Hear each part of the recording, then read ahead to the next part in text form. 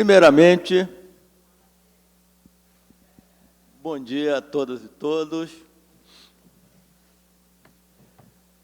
Nós estamos aqui para o seminário Big Data, Oportunidades e Desafios Jurídicos, Políticos e Sociais. Certamente, para me identificar, eu sou Marcos Dantas, eu sou professor titular da Universidade Federal do Rio de Janeiro, mais precisamente da Escola de Comunicação. Sou membro do Comitê Gestor da Internet no Brasil, sou um dos 3 representantes do setor de ciência e tecnologia no Comitê Gestor. E vou coordenar esse debate que, a partir de uma percepção sobre o crescente uso de ferramentas de manipulação de grandes dados por parte de empresas e governos, e na ausência de uma legislação específica sobre o tema, torna urgente um debate sobre garantia do direito à privacidade em um ambiente onde o uso de grandes dados será cada vez mais intenso, ou já é muito intenso. O seminário tem por propósito debater as seguintes questões. Como é possível promover o equilíbrio entre a proteção de direitos fundamentais dos cidadãos e a promoção de inovação e novos modelos de negócio por meio do uso de ferramentas do denominado Big Data? Quais são os principais desafios políticos, jurídicos e sociais que organizações que se utilizam da manipulação de grandes dados enfrentam no país? E quais são os principais riscos e oportunidades que emergem a partir do uso de grandes dados? Como debatedores, nós temos aqui Alexandre Pacheco, da Fundação Getúlio Vargas Direito São Paulo, Andrei Gutierrez, da IBM, Jamila Venturini, do Centro de Tecnologia e Sociedade da Fundação Getúlio Vargas do Rio de Janeiro, e Rafael Evangelista, da Unicamp. Citei todos? Cada palestrante terá espaço de 15 minutos, e depois nós vamos ter um debate com o público. Vamos abrir o debate para o público. Eu vou começar passando a palavra para a Jamila. Ok?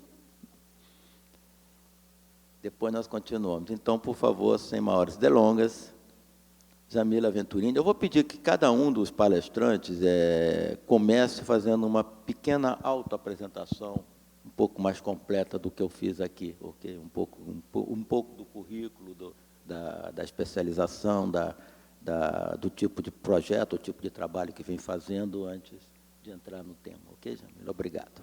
Tá bem. Bom dia a todas e todos. Antes de mais nada, queria agradecer ao Carlinhos, Juliana e ao professor Marcos Dantas pelo convite. É um prazer poder contribuir nesse debate e compartilhar esse espaço com os colegas que estão aqui. Bom, algumas questões foram colocadas para nós como orientadoras desse seminário, que o professor leu agora, e elas basicamente se referem à possibilidade de equilíbrio entre os benefícios do uso de Big Data, e incluindo aí as questões de inovação e desenvolvimento econômico que essa atividade pode trazer, e a preservação das garantias fundamentais e direitos humanos dos cidadãos e cidadãs. A minha fala vai ser nesse sentido. Eu vou compartilhar com vocês algumas reflexões a partir de 2 pesquisas nas quais eu estou mais diretamente envolvida no Centro de Tecnologia e Sociedade da FGV Direito Rio. A primeira delas analisou, no âmbito de um estudo comparado com a Alemanha, o marco legal e a jurisprudência brasileira relacionada à privacidade, e a segunda, os termos de uso de 50 plataformas online em relação ao cumprimento com os direitos humanos à liberdade de expressão, privacidade e processo justo. Então, uma primeira questão que eu queria trazer aqui é que a gente não vive num completo vazio regulatório no que diz respeito à proteção da privacidade no Brasil. Pelo contrário, a gente tem uma legislação setorial ampla e tem diversas camadas de regulação que se sobrepõem e, às vezes, até se contradizem.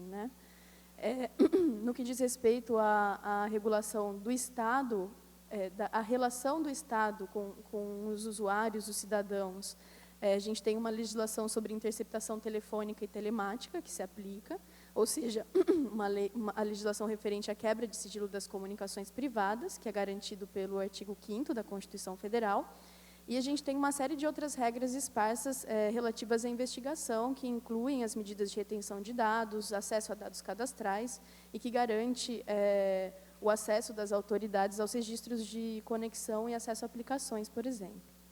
E entre outras normas que se aplicam aí. Por outro lado, a gente tem também o mecanismo de habeas data, que também é garantido pelo artigo 5º da Constituição, e que possui uma regulamentação própria, que ele garante o direito de acesso e retificação de dados pessoais por parte dos titulares, né, de dados retidos pelo Estado, e a Lei de Acesso à Informação, que trouxe regras referentes ao compartilhamento de informações de caráter pessoal, detidas pelo poder público também, em todos esses casos. Nesses dois últimos casos, a gente está falando de informações pessoais que são coletadas ou armazenadas e processadas pelo Estado, e não só daquelas utilizadas em investigações, né? Apesar da existência dessas regras que eu mencionei, a falta de um marco unificado de proteção de dados pessoais, que depois eu vou falar um pouco mais sobre isso, se encontra em discussão atualmente no Congresso, somada aos avanços tecnológicos recentes sobre o processamento de dados massivo e de grandes volumes de dados, o tal Big Data, né? A gente tem uma série de, por conta disso, da ausência desse marco, a gente tem uma série de vazios e de espaços de insegurança jurídica que dão margem para alguns abusos. Eu vou falar um pouquinho mais sobre isso logo mais. Por um lado, o avanço das tecnologias permite a agregação de dados que são disponibilizados de forma pública e que até então eram considerados inofensivos, a agregação desses dados permitindo a identificação de um usuário único e dos hábitos de um indivíduo, de um usuário não, de um cidadão, no caso, né, uma cidadã. Um exemplo desse tipo de informação podem ser as informações contidas em diários oficiais sobre a aprovação em concursos, a obtenção de algum benefício público, algum edital, bolsas de estudo, ou até mesmo os dados sobre a participação em programas sociais, como Bolsa Família, que tem uma legislação própria sobre os dados coletados por esse programa. Antes, esses dados eles eram difíceis de ser processados, mas agora eles podem ser facilmente coletados, combinados, de forma a criar um perfil bastante específico de uma pessoa, né? Isso traz novos desafios para a busca de um equilíbrio entre acesso à informação e a proteção da privacidade dos indivíduos. Para além disso, as regras que foram introduzidas pela Lei de Acesso à Informação, elas não tratam da coleta de dados pelo poder público, mas da sua divulgação, seu compartilhamento, né? O que dá espaço não só para o tipo de coleta e agregação que eu acabo de mencionar, então agregar vários dados públicos para gerar outras informações, como para o estabelecimento de parcerias com empresas privadas, visando o compartilhamento de dados para fins diversos e seguindo acordos até o momento bastante obscuros para a maioria de nós, né? Eu vou dar 2 exemplos de situações desse tipo. Eu uso no meu computador uma ferramenta chamada Privacy Badger, que é desenvolvida pela organização Electronic Frontier Foundation, a EFF, e que aponta em cada página que eu acesso terceiros que podem estar coletando minhas informações naquela página, né? Cada vez que eu acesso uma página no meu browser, ele indica para mim com um numerinho quantos terceiros podem estar monitorando as minhas atividades. Bom, recentemente eu precisei acessar o site do Tribunal Superior Eleitoral para imprimir uma certidão de quitação eleitoral e renovar o meu passaporte. Quando eu entro no site, eu vejo que a ferramenta aparece um numerinho vermelhinho 8, que, se eu não me engano, tinha sido o maior número que eu tinha visto até então, usando aquela ferramenta. E quando eu clico para saber quem são esses terceiros que podem estar monitorando essas atividades enquanto eu acesso esse serviço público, eu vejo que eles incluem, por exemplo, o Google, o Facebook e o Twitter, e diversas APIs desses 3 sites, né? O segundo exemplo, a Prefeitura do Rio de Janeiro ela possui um centro de operações, que vocês devem ter ouvido falar, e esse centro de operações ele tem uma parceria com o aplicativo Waze, visando, segundo a página oficial, oferecer informações sobre as condições de trânsito na cidade. De acordo com uma matéria que foi publicada no Globo em 2003, quando essa parceria foi estabelecida, a Prefeitura usa os dados oferecidos pela empresa para identificar em tempo real engarrafamentos, retenções e acidentes, e, em troca, fornece ao Waze determinados dados para alimentar o app. Isso era o que estava na matéria. Por mais que, na mesma matéria, um dos responsáveis pela iniciativa, ele aponta que a prefeitura não teria acesso a informações dos usuários que permitam, de forma a poder identificar esses usuários, as condições exatas desse acordo, principalmente no que diz respeito aos dados que a prefeitura pode estar fornecendo a essa empresa privada, eles não são muito claros, pelo menos num primeiro momento, né? Acessando a página do COR ou nessas matérias que saíram na época, eles não estavam muito claros. Outros riscos possíveis com a migração dos serviços públicos para o ambiente digital e a coleta de cada vez mais dados dos cidadãos e cidadãs é relativo às medidas de segurança necessárias para impedir o acesso indevido por parte de terceiros. Essas medidas não estão detalhadas na legislação de acesso à informação, a princípio, no nível federal. A princípio, cabe a cada ente federativo regular essa questão. E aí, nesse sentido, eu tenho um outro exemplo recente sobre possíveis riscos, que foi uma falha no sistema da Prefeitura de São Paulo, que foi reportada pela Folha de São Paulo na semana passada, e que expôs dados como nome completo, CPF, endereço e telefone de 650 mil pacientes da rede pública de saúde do município, assim como algumas informações de prontuário médico, no caso sobre mulheres grávidas, né, o método do parto e esse tipo de coisa.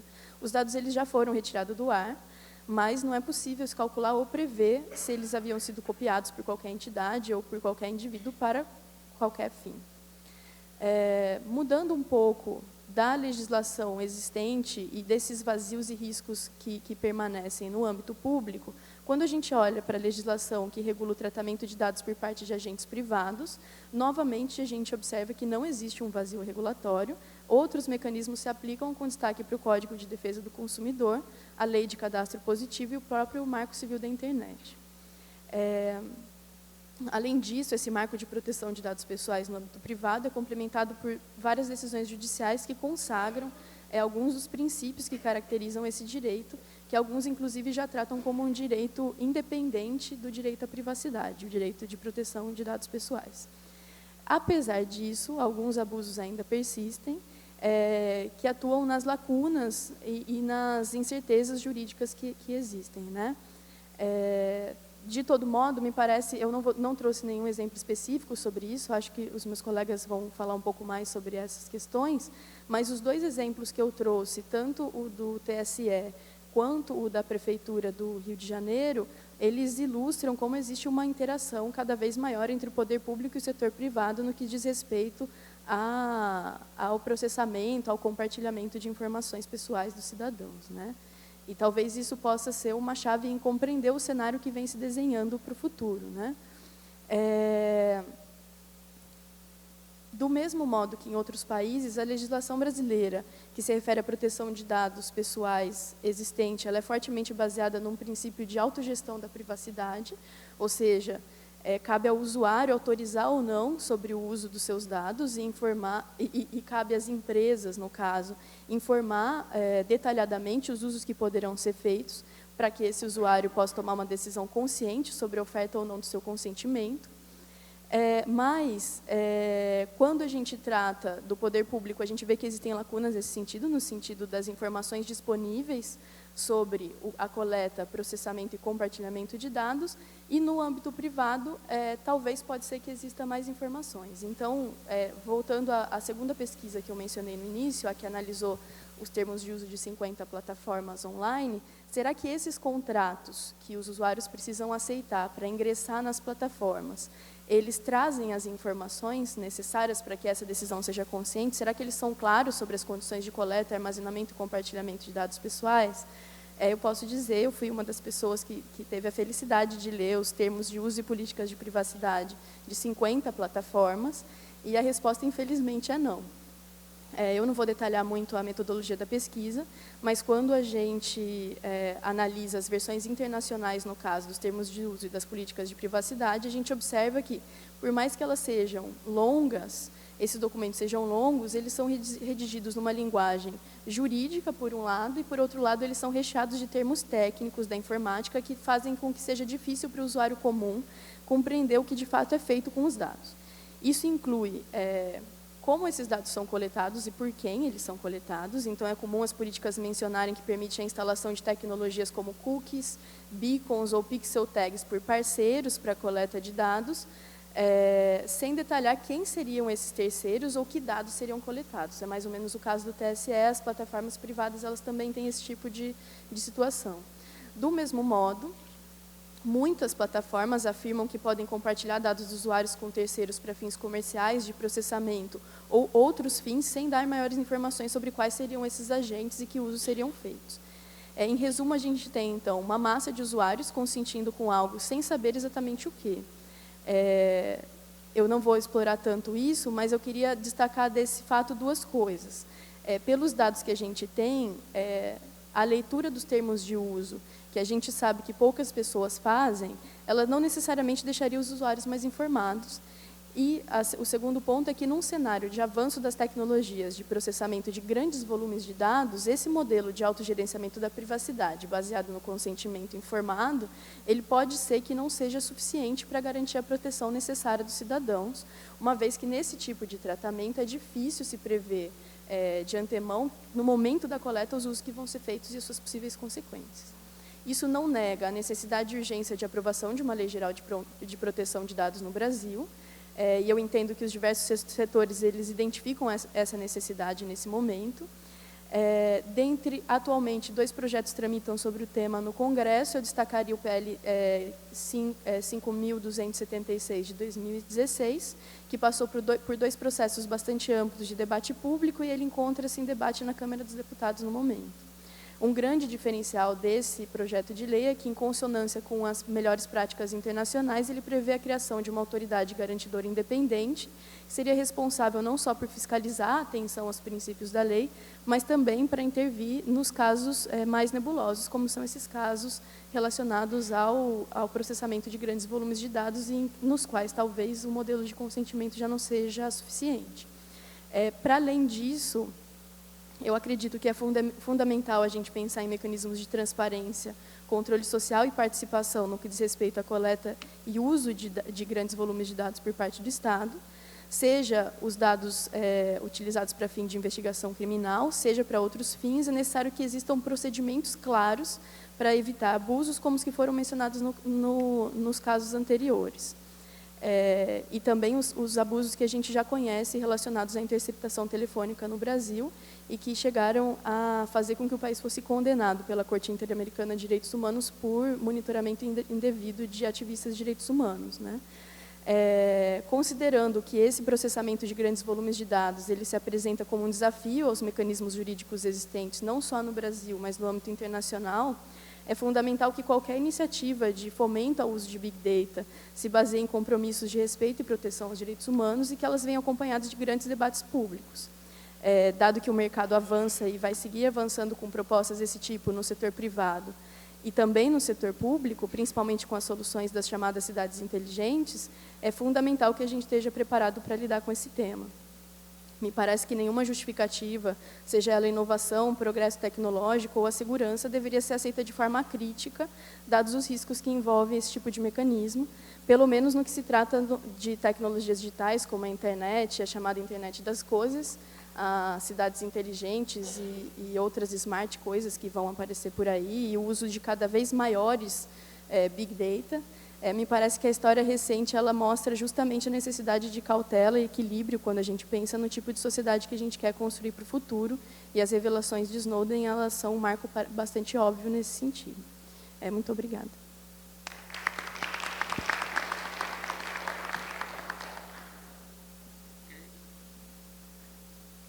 Obrigado, Jamila. Eu vou passar agora de uma FGV para outra FGV. Alexandre, com a palavra. Bom, bom dia a todos. Queria agradecer não apenas o convite, mas a oportunidade de estar presente nessa mesa. Eu sou professor da Escola de Direito da Fundação Getúlio Vargas.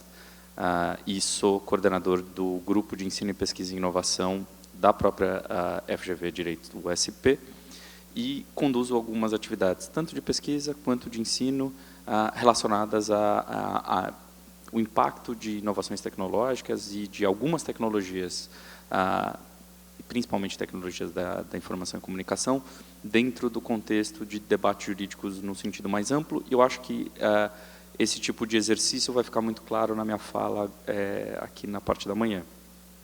E eu sou alguém que, para entender um pouquinho quais são os desafios jurídicos relevantes, eu gosto de partir de exemplos concretos, tal qual a Jamila, ali na sua fala inicial, mencionou exemplos ali, tanto do Rio de Janeiro, quanto um exemplo, e aí no centro de operações, quanto o seu exemplo de uma atividade trivial e cotidiana ali de consulta ao site do Tribunal Superior Eleitoral.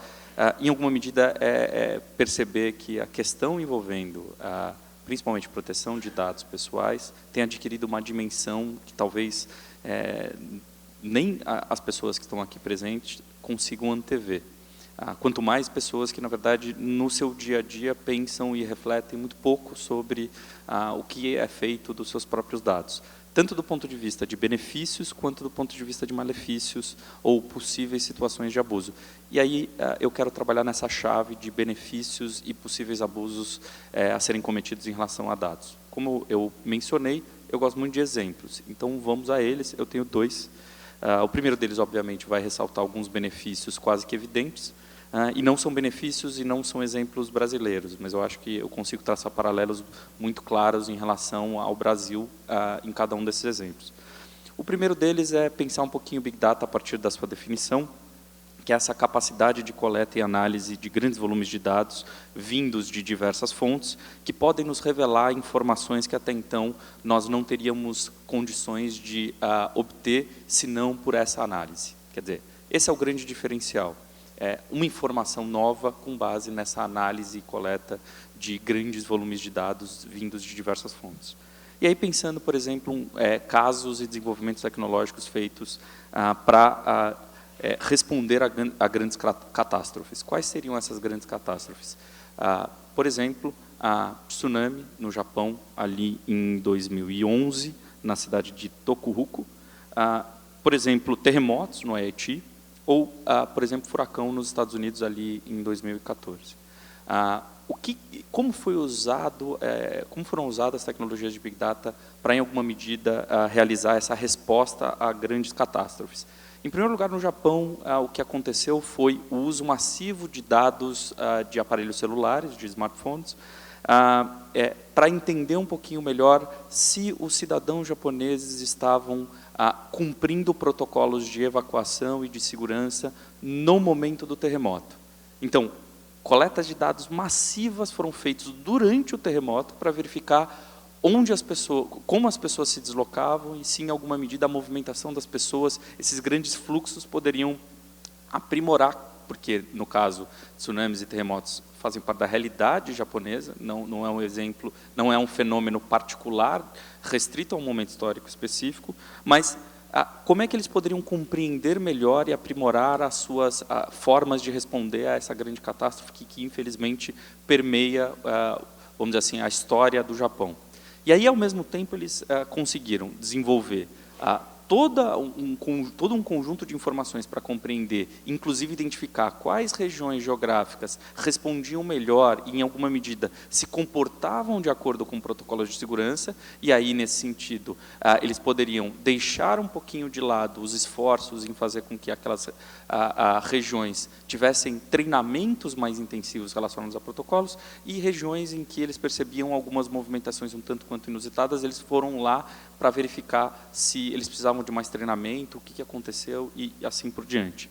Para além disso, e para já encerrar esse meu primeiro exemplo, nos Estados Unidos, em 2014, houve a criação, e depois espalhada tanto para o Haiti quanto para o Japão, de mapas colaborativos quando da presença de terremotos ou quando, por exemplo, de incidentes relacionados a enchentes e outros tantos mais. E qual que é a ideia desses mapas colaborativos? Fundamentalmente, a ideia é que, durante esses eventos, informações são disponibilizadas unilateralmente por determinadas agências governamentais para smartphones de cidadãos norte-americanos e residentes no país para dizer onde são pontos de abrigo, onde tem pontos de gasolina, caso você precise sair de um lugar e viajar por um tempo um pouquinho mais significativo, onde, por exemplo, são pontos em que você pode coletar suprimentos em períodos em que, por exemplo, a catástrofe já diminuiu a sua intensidade. E esses mapas colaborativos só foram possíveis de serem feitos com tecnologias de Big Data, o que transforma um novo mundo enorme de possibilidades, e lembrando, isso foi feito de forma absolutamente unilateral por agências governamentais. É lógico que eu estou dizendo aqui em exemplos extremos de benefícios que a gente pode extrair da lógica do Big Data. Não faz sentido eu me restringir a eles, porque a gente sabe que existem riscos, e riscos muito gravíssimos relacionados à privacidade, proteção de dados e tantos mais, que eu vou tentar me ater um pouco no segundo exemplo, porque eu acho que é um segundo exemplo ilustrativo de que desafios eu enxergo aqui e como, em alguma medida, o contexto brasileiro tem algumas respostas, algumas ferramentas a esse tipo de cenário, mas não tem as ferramentas que, na minha visão, seriam eficientes para proteger o cidadão brasileiro e outros residentes aqui no Brasil. E o exemplo é muito simples, é um exemplo o que eu chamo do caso dos taxistas de Nova York. O que eu quero dizer com isso? Ali em 2014, na cidade de Nova York, um ativista de direitos na rede, um ativista de direitos da internet, chamado Chris Wong, no escopo do equivalente à lei de acesso à informação deles, que eles chamam lá do Freedom Information Act, fez uma solicitação à Prefeitura de Nova York para que ela disponibilizasse dados sobre as 173 mil corridas de táxi na cidade no ano de 2014. Então, que informações eram essas que foram solicitadas pelo Chris Wong? Informações sobre o tempo e a hora de cada uma das corridas, informações como a localização da entrada e da saída de um passageiro, e informações aí anonimizadas sobre a licença do motorista. Então, a ideia é que ele teria um número identificador, que não seria o número da licença, mas um número que identificasse que aquele seria um motorista e quais eram as corridas referentes àquele motorista, sendo que você não tinha acesso ao número da licença direta, mas seria um equivalente, e o número anonimizado do carro, quer dizer, não era o número da placa do carro, mas era um número equivalente àquele veículo que trafegou nesse tempo e hora.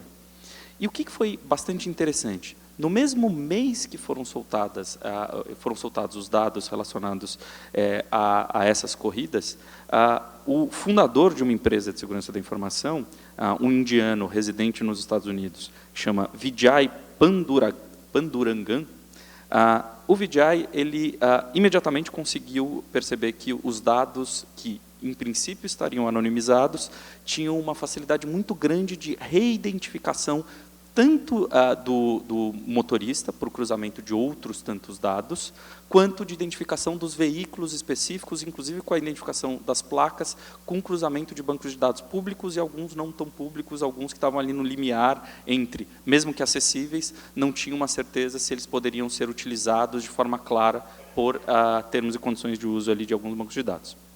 Bom, e o que ele percebeu? Ele conseguiu extrair algumas informações absolutamente relevantes por esse processo de reidentificação dos dados, de licença e dos dados relacionados ao veículo, em especial a placa.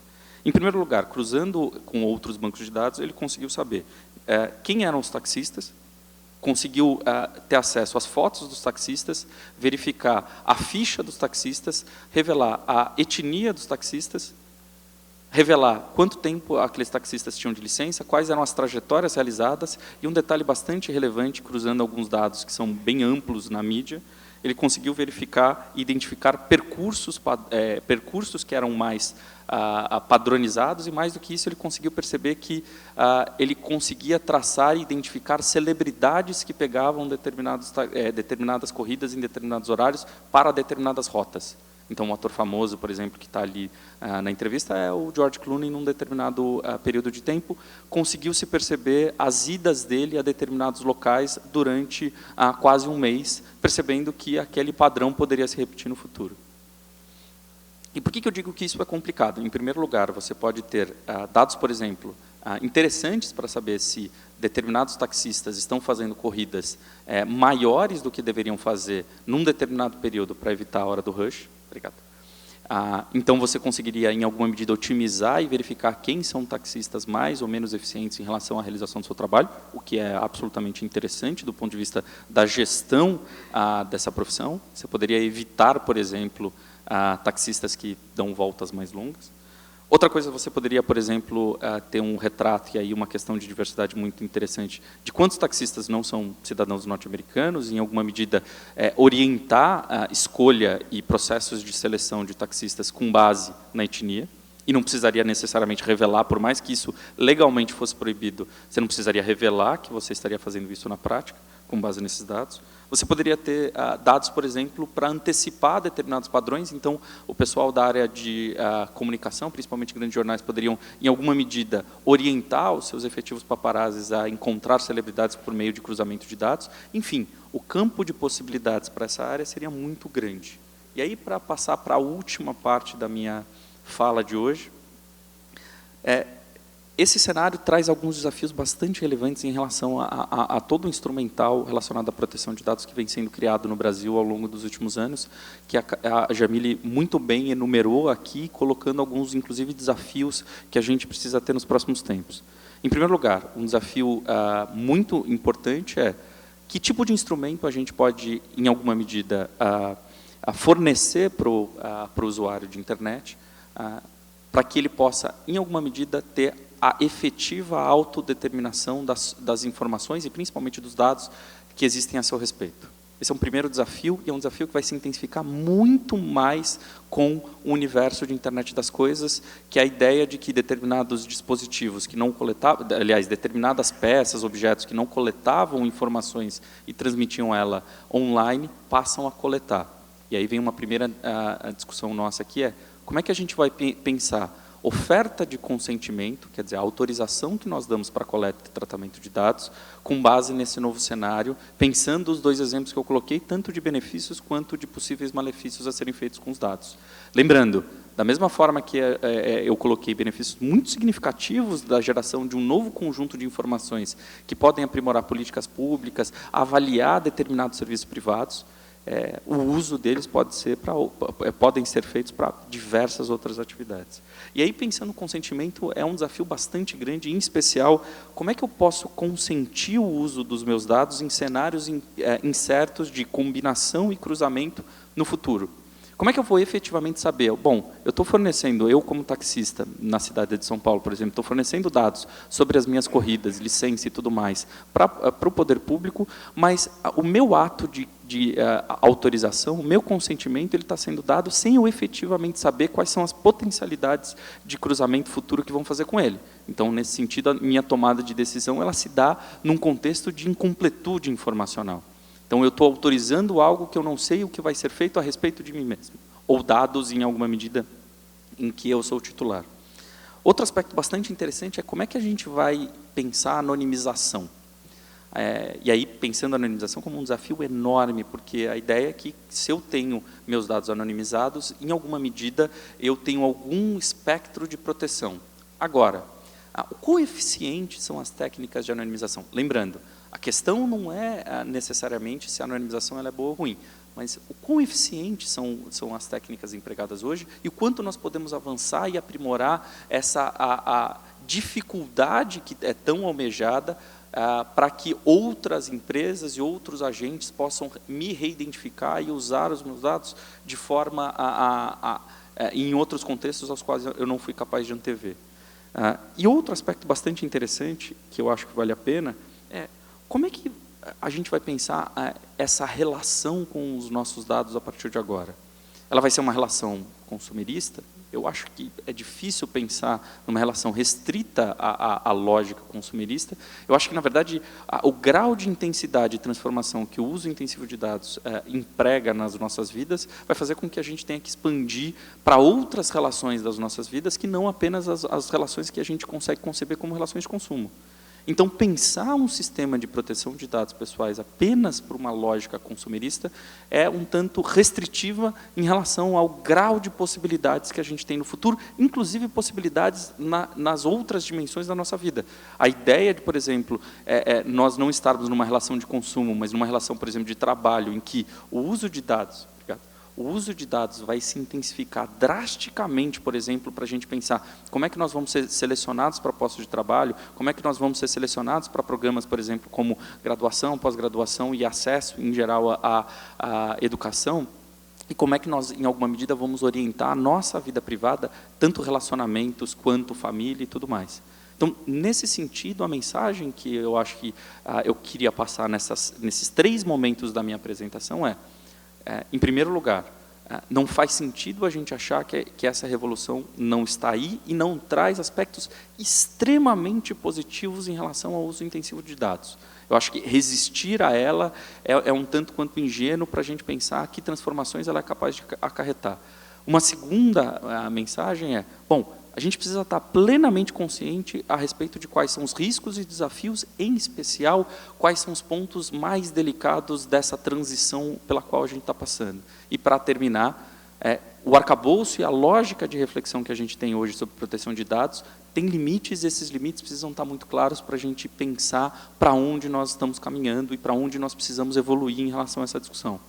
Basicamente é isso. Muito obrigado pelo convite, pela presença aqui.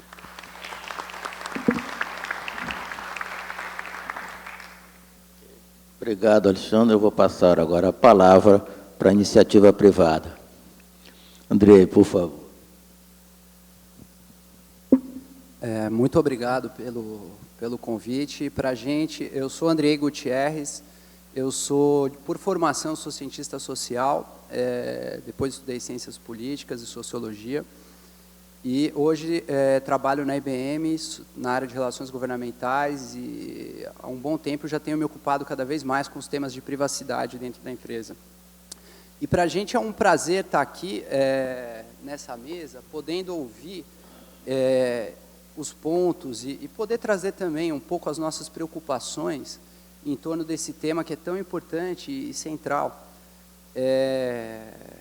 Eu acho que o sentido da minha participação é mais trazer algumas preocupações que a gente tem tido ao longo dos debates. A gente tem aprendido muito nos debates que tem tido, tanto do CGI, os debates da sociedade civil, as audiências públicas que tem tido na Câmara, no Senado, que teve no ano passado. Esse processo tem sido muito importante para a gente evoluir, amadurecer esse debate que é tão importante para o Brasil. Então, eu começo entrando aqui com algumas das nossas preocupações. Uma delas, eu acho que é geral aqui, que é essencial que o Brasil tenha uma legislação de proteção de dados pessoais. A Jamila já mencionou que já existem mecanismos legais de proteção, né, mencionou o Código de Defesa do Consumidor e outros, mas da perspectiva da proteção dos dados pessoais, a gente ainda não tem esse mecanismo e é preciso que isso seja integrado para estabelecer regras e limites, tanto para a iniciativa privada, como para o governo, como para outras organizações, para o setor de pesquisa, para as atividades jornalísticas. É preciso que se tenha um marco legal, limites, e no jargão do setor privado, estabilidade jurídica. Porque no setor privado, uma das preocupações constantes é com decisão de investimentos. Então, a preocupação é que você saiba aonde você vai investir, quais são as regras que você vai ter que cumprir e adequar toda a sua estrutura e a sua organização para cumprir com essas regras. Então, é por isso que é muito importante que a gente tenha esse marco legal. Segundo, uma preocupação que a gente tem e que o Alexandre mencionou muito bem, esse debate, ele é um debate, embora muito pertinente, muito importante da perspectiva da proteção dos dados pessoais e da privacidade, ele é um debate que ele vai além da questão da privacidade. Eu gosto muito da expressão que está vindo um tsunami digital, quer gostamos ou não, e esse tsunami está chegando e está invadindo ou adentrando todas as relações sociais, dentro da medida do possível, nas quais a gente faz parte, compõe. O Alexandre mencionou a questão a gente tem debatido muito a questão do consumidor, tem outros aspectos, outras dimensões que precisam ser consideradas. Ele mencionou muito, que eu achei interessante, a questão do interesse coletivo, né, quando você tem desastres, e a importância que o Big Data pode dar para essas outras utilizações. A gente, no setor privado, muito embora esse debate começou no Ministério da Justiça em 2011, já muita tinta correu, muita discussão foi feita, a nossa avaliação é que ainda precisa ser debatido mais a setores do setor privado, muito embora organizados para outros temas. Para esse tema, a gente identificou que tem setores do setor privado que não sabem nem como eles vão ser afetados. Eu menciono aqui a questão da agricultura, e a agricultura coleta muitos dados. Você pega a agricultura de precisão, com imagens de satélites de propriedades de agricultores familiares e etc., coleta de dados de solo, de acidez, topografia e manejo do solo por parte de produtores rurais, que são indivíduos, contratos de softwares que são feitos com CPF, que precisa ser feito esse debate, como que eles vão ser afetados. Eles estão se organizando para saber, para entender isso. Então, é importante que esses outros setores também coloquem as suas preocupações. O setor automobilístico é outro que eu tenho visto também começar a se preocupar, que são setores, bom, a agricultura, 40% das exportações brasileiras, 20% do PIB, o setor automobilístico também está se preocupando. Hoje em dia, carro é um software sobre rodas, né? Eles gostam muito os indivíduos que vão estar ali, as informações que podem ser coletadas, são essenciais para os modelos de negócio que estão sendo pensados nesses setores. Então, muito embora esse debate já tenha bastante tempo, a nossa identificação é que precisa ter mais envolvimento e outros setores precisam ser escutados.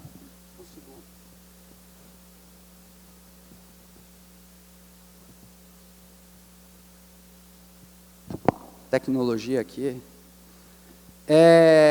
E, como setor privado, a gente faz a nossa meia-culpa e fizemos uma iniciativa junto com a Associação Brasileira de Software para esclarecer, sobretudo para o cidadão, aonde que os dados beneficiam, aonde que os dados estão na sociedade brasileira. Então, a gente juntou algumas entidades, algumas organizações e criamos uma iniciativa que chama Brasil País Digital. A gente tem um portal que chama brasilpaisdigital.com.br, e a ideia não é debater a legislação de proteção de dados, a ideia é trazer elementos aonde os dados têm sido usados, um pouco na linha dos benefícios que o Alexandre mencionou, aonde que os dados trazem benefícios para a sociedade brasileira, com casos concretos. A agricultura eu mencionei aqui, tem a mobilidade urbana, você tem saúde, você tem educação, você tem a indústria que está coletando e trabalhando dados.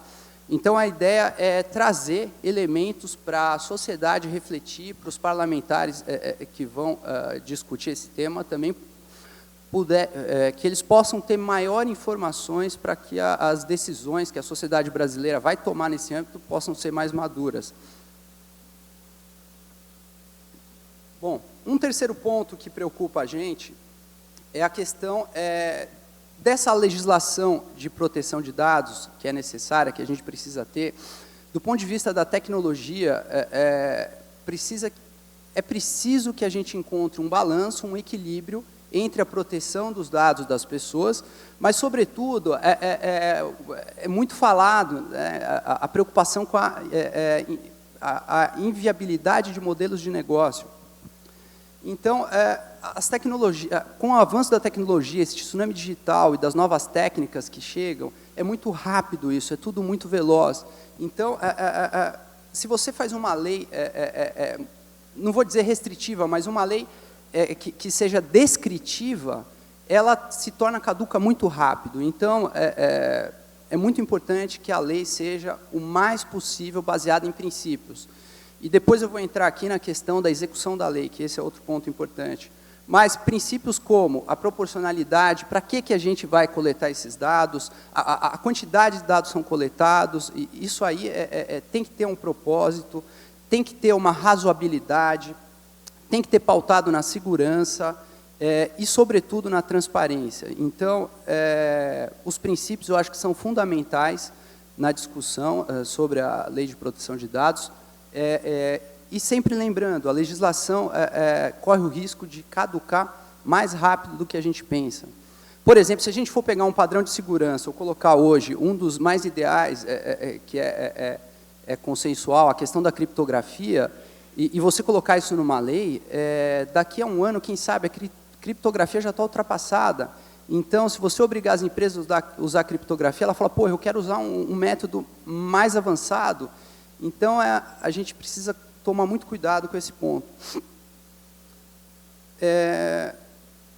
Outro ponto que a gente debateu, isso foi debatido no IGF no ano passado, teve uma mesa para repensar o consentimento na era do Big Data. E ali eu lembro que estava o Danilo Doneda, tinha alguns representantes de algumas organizações, eu lembro que tinha uma representante do Parlamento da União Europeia, e foi discutido a importância que na era do Big Data seria necessário a gente repensar o modelo tradicional de consentimento, do controle total do usuário sobre os seus dados, que isso vai se tornar, com o Big Data, os riscos acabam sendo maiores, a quantidade de dados coletados é muito grande, a possibilidade de utilização desses dados, sobretudo para o interesse coletivo, é algo que é inimaginável.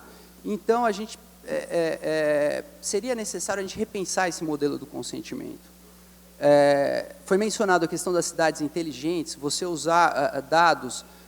Lógico que a questão a anonimização nunca é 100% anônimo, sempre há o risco, mas a questão de você usar, a possibilidade de usar esses dados para benefícios diversos, como mobilidade urbana, gestão de resíduos, smart grid, por exemplo, a questão da energia elétrica em época de racionamento, sabe-se que você pode saber o nível de utilização do indivíduo da energia, quando ele está em casa ou não, tem questões de privacidade envolvidas, mas, ao mesmo tempo, se você for olhar da perspectiva de racionamento de energia, de uso consciente da rede, é muito importante que você tenha essas informações. E por aí vai, saúde, educação, transporte. Então, é preciso repensar esse modelo de consentimento. Um mecanismo muito interessante que a gente, que está nos dois projetos de lei que a gente concorda, é a questão do legítimo interesse.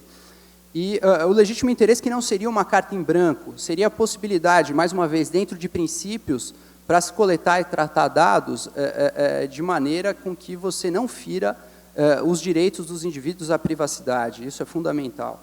E, mais uma vez, eu gostaria de retomar um ponto que o colega, na outra mesa do Ministério Público Federal, levantou, da necessidade de uma autoridade de proteção de dados.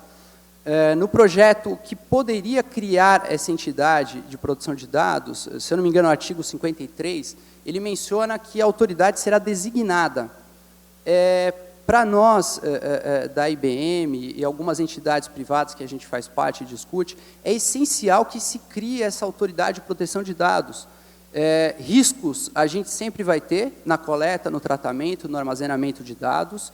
A gente acredita que o Big Data está aí para ficar, esse tsunami digital está chegando e está muito além da questão do consumidor ou da proteção do cidadão. É preciso que se tenha uma autoridade de proteção de dados, uma DPA no jargão em inglês, e que isso que tenha capacidade administrativa, orçamentária, corpo técnico próprio, isso é fundamental. O mecanismo de aplicação da lei é fundamental, você ter princípios e você ter uma autoridade de garantia que vai ser atuante e independente, isso é fundamental. Na nossa avaliação, esse é um dos elementos primordiais que a gente deveria lutar e fazer campanha para que se tenha isso. Infelizmente, nos dois projetos de lei, que estão no Senado não têm autonomia para criar. O projeto do Executivo mencionou designar o órgão competente, e a gente acredita que isso tem que ser criado. Então, a gente tem aí um problema para solucionar conjuntamente e uma bandeira para a gente advogar em prol. Bom, a questão da segurança, eu tenho mais 5 minutos. Outro ponto que preocupa a gente é a questão da segurança. A segurança dos dados e os dados pessoais, ela não está na geografia. A segurança ela está na tecnologia. Então, é preciso que se estimule investimentos em tecnologia, em pessoal capacitado, em técnicas de segurança, como a criptografia. A gente não acredita que, armazenando os dados num território nacional ou numa determinada base, que isso vai garantir necessariamente a segurança. É preciso avançar mais em tecnologia, em novas técnicas, em novas formas. Só assim a gente acredita que vai ter a maximização, ou melhor, a redução dos riscos com vazamentos de dados. Bom, outro ponto que preocupa a gente, a proteção de dados é um tema global, é um tema que tem relevância cada vez mais crescente e, como o IGF está mostrando, tem que ser discutido num âmbito global, multissetorial. Então, a gente acredita que as legislações, os países vão ter que se conversar. Não é reduzindo o fluxo de dados internacionais que isso vai resolver. A gente tem um exemplo aí, ontem foi anunciado, foi uma grande vitória dos Estados Unidos, da União Europeia, terem chegado a um novo acordo, que é o Privacy Shield, mas a gente acha que isso tem que ser discutido no âmbito internacional. A OMC está com discussões sobre comércio digital, e é importante que se avance sobre temas globais e padrões em torno da proteção de dados. A proteção de dados é um tema que vai muito além dos países e das regiões. Por fim, para terminar, a gente precisa, um outro ponto que preocupa muito a gente, que a gente tem discutido, é que a gente precisa que se crie uma cultura da privacidade no Brasil. Esse é um tema, eu mencionei a necessidade de uma autoridade de garantia, e isso, ela poderia ter um papel fundamental nisso, na articulação de campanhas públicas. Eu me recordo muito nos anos 80 e começo dos anos 90, como a sociedade brasileira se mobilizou no combate à AIDS, sobretudo na conscientização. Eu acho que seria necessário a sociedade brasileira, empresas, escolas, governo, sociedade civil, se organizar em torno da questão da privacidade, da proteção de dados, da conscientização. Esse é um tema importante que todo mundo tem que encampar como bandeira e que a gente precisa avançar. Há outros pontos que também são importantes e deveriam ser estimulados, como a questão, algumas empresas já o fazem, a gente procura avançar isso muito na IBM, a questão do Privacy by Design, que seria a preocupação com a privacidade do início ao fim do processo de concepção de um produto ou um serviço. Mas isso também eu acho que deveria ser avançado no âmbito de políticas públicas. Por que não criar, por exemplo, uma área de engenharia na área de engenharia de privacidade? Por que não ter uma cátedra de engenharia de privacidade com pesquisadores na área de engenharia de privacidade, profissionais, engenheiros de privacidade atuando nas empresas, nos governos, né, e em consonância com os padrões que essa agência regulatória, né, dá-se o nome que for, vai procurar estabelecer e buscar as boas práticas. Então, enfim, são alguns pontos que preocupam a gente e que a gente procura trazer para esse debate, extremamente pertinente, extremamente relevante, e fico à disposição de vocês para a gente seguir no debate, ou por e-mail, ou depois na conversa. Mais uma vez ao CGI, muito obrigado pelo convite e pela oportunidade de estar aqui.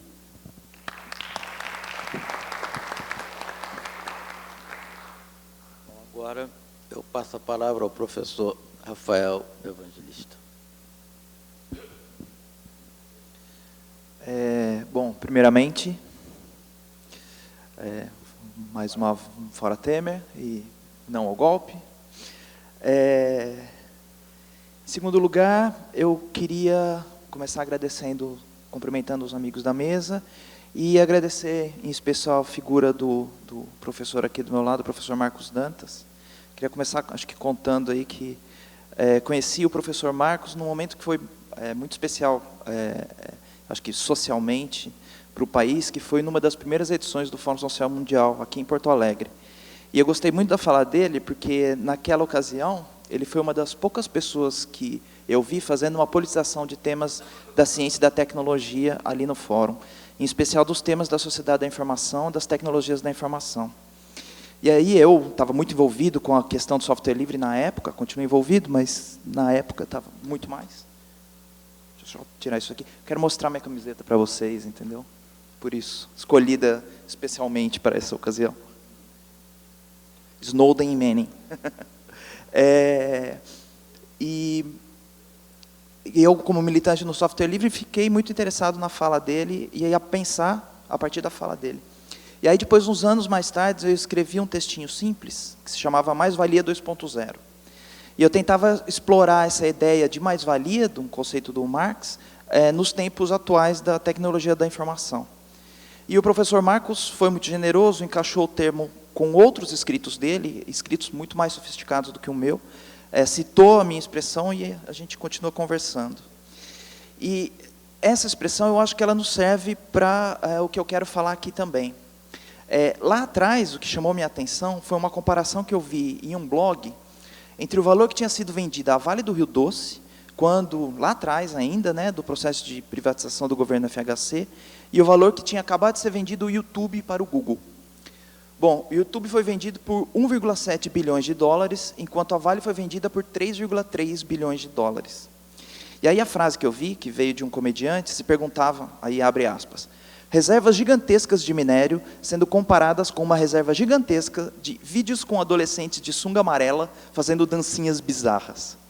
Se o YouTube, aí ele se pergunta, se o YouTube saísse do ar amanhã, alguém ia sentir falta por mais de uma semana até que qualquer uma dessas outras 500 alternativas se estabelecesse? Fecha aspas, né? Bom, tentar responder essa pergunta tem a ver com tentar se perguntar onde é que está a base do valor de empreendimentos como o YouTube. Ou, se a gente quiser atualizar a pergunta, o que é que faz que o Instagram valha 1 bilhão de dólares? Ou que o Facebook tenha pago 22 bilhões de dólares pelo WhatsApp? E a resposta, eu acho que ela não está na tecnologia em si, não está no código desenvolvido pelas empresas, mas está pelo que é produzido pelos usuários das plataformas. Quando a gente acessa redes sociais, a gente está consumindo um conteúdo que é produzido pelos próprios usuários. O que as empresas fazem é oferecer uma infraestrutura onde as pessoas trocam conteúdos e trocam entre elas gratuitamente. Então, eu entro no Facebook para ver o que os outros postaram, não para ver o que o Facebook fez para mim. E aí, naquela época, eu usei a ideia de mais-valia emprestada do Marx, porque eu acho que a chave está em olharmos nessa relação entre o valor do que a gente usufrui, o valor que, de alguma maneira, nos é pago em serviços, entre o serviço que é prestado, e o valor que é obtido sobre o que nós produzimos. Isso, de alguma maneira, é a base do nosso sistema econômico, O fato de que alguém te paga pelo teu trabalho, paga pelo produto que você produziu, e vende esse produto no mercado por um valor maior do que aquele que ele te pagou. Assim, o teu trabalho é vendido num valor, para além do custo de produção, o custo do teu trabalho, o que é pago pelo teu trabalho é vendido por um valor maior, concretizado ali naquele produto. E quando a gente se cadastra nas plataformas, nas redes, a gente obtém alguma coisa, obtém o direito de acessar essas redes. É isso que elas nos dão. Elas nos dão uma espécie de acesso premium. Por exemplo, eu posso ver algumas coisas que estão postadas no Facebook, mas para eu acessar a plataforma em todas as suas funcionalidades, eu preciso estar cadastrado também, estar logado também.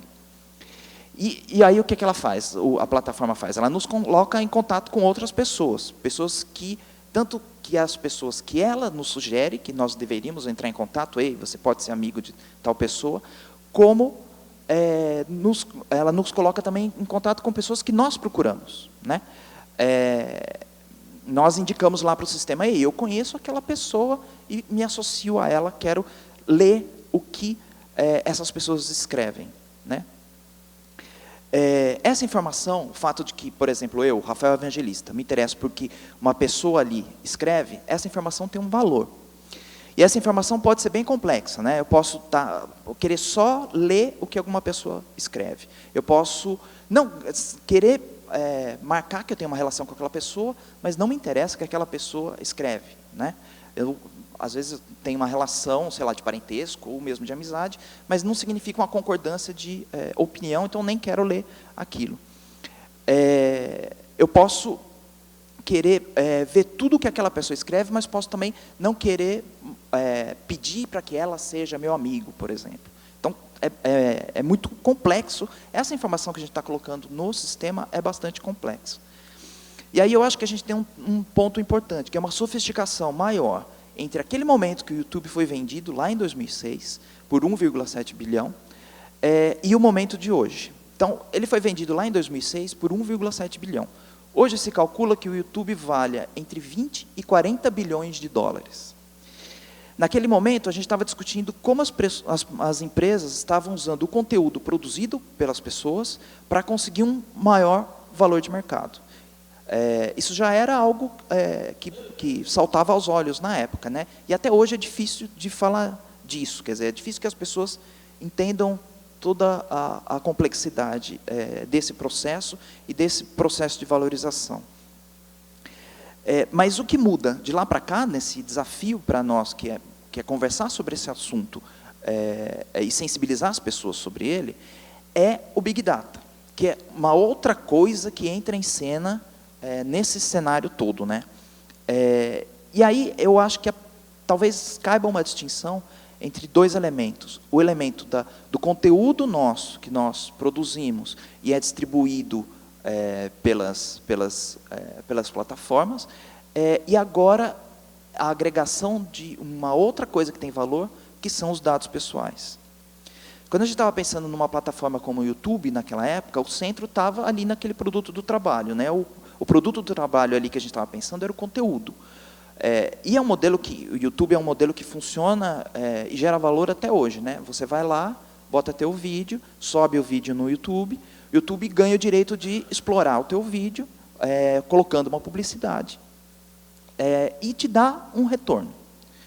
E é um modelo de sucesso e até um modelo menos polêmico, porque ele remunera, de fato, uma parcela daquele valor para as pessoas que sobem o conteúdo. Ele oferece uma compensação. E aí, a discussão que as pessoas normalmente têm com isso, em geral, é só sobre o valor, né? Como esse valor é muito pequeno frente ao quanto as plataformas conseguem vender aquele teu conteúdo, né? E aí tem uma outra chave que eu quero explorar aqui. O fato de que eles conseguem vender esse produto com um valor muito maior do que eles te repassam, porque eles estão numa posição que é uma posição de poder. Eles têm no acervo deles, né, o direito de exploração comercial, que não é só do seu vídeo, mas de um conjunto enorme de vídeos. E aí, com esse conjunto, ele consegue contratos com os assinantes, né? Claro, tem outras redes que lucram em cima desse conteúdo alheio e nem oferecem esse tipo de compensação, né? Vídeo que o Facebook tem feito, que tem se expandido para além de uma rede de relacionamento, para algo que, de alguma maneira, foi canibalizando o modelo dos blogs, né? Você tinha antes os blogs que estavam separados, hoje as pessoas mal têm mais blogs, porque elas escrevem no Facebook, porque as pessoas consomem a informação diretamente no Facebook, que virou quase que uma web sobre a web, né? Quer dizer, as pessoas acessam a web, mas elas nem se dão conta que elas estão acessando a web, elas acessam a plataforma e ficam presos nessa plataforma, né? E aí, numa plataforma como essa, o que ela tem oferecido para as pessoas, e que tem seduzido as pessoas, tem sido o poder de exposição, né? Então, o fato de que o Facebook consegue distribuir o teu conteúdo de uma maneira muito mais eficiente do que outras formas, né? Nessa competição entre plataformas, né? E essa é a moeda de troca que ele oferece para as diversas iniciativas que publicam, pessoas e iniciativas que publicam o seu conteúdo lá. Obrigado. Mas voltando a usar o exemplo do YouTube. Eu acho que, voltando a usar o exemplo do YouTube, porque ele tem uma coisa interessante aí que coloca, que eu acho que nos serve para entrar agora na questão dos dados pessoais. A conjunção do YouTube com o Google, a compra do Google pelo YouTube, colocou a coisa num outro patamar que vai além do patamar da plataforma de vídeos, né? Por quê? Porque quando a gente pensa, então, nos 40 bilhões que hoje o mercado atribui a um produto como o YouTube, é difícil pensar esse valor descolado da plataforma geral do Google.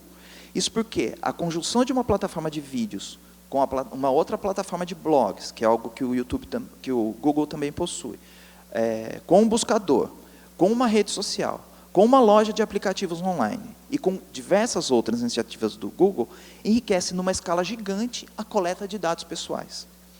E aí é interessante fazermos, então, essa distinção, né, que eu estava comentando, entre a valorização e o comércio de conteúdos e a valorização e comércio de dados pessoais.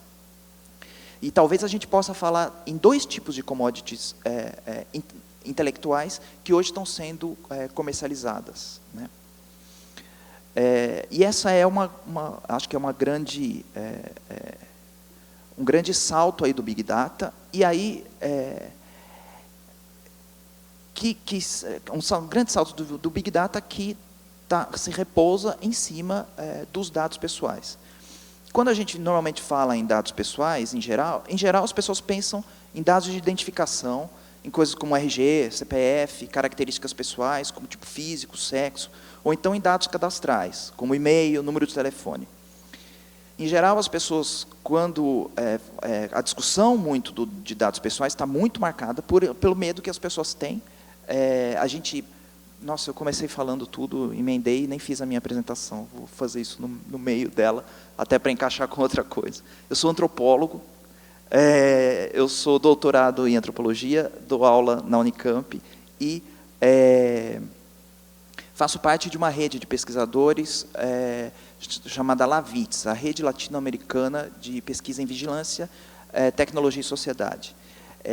Por que eu lembrei de falar disso agora? Porque a gente fez uma pesquisa com o LAVITS, com a LAVITS, né, em que a gente perguntou para as pessoas, fez um survey muito simplesinho sobre dados pessoais. E o que a gente percebeu é isso, que as pessoas ligam dados pessoais a um medo de ter dados roubados por ladrões comuns, né?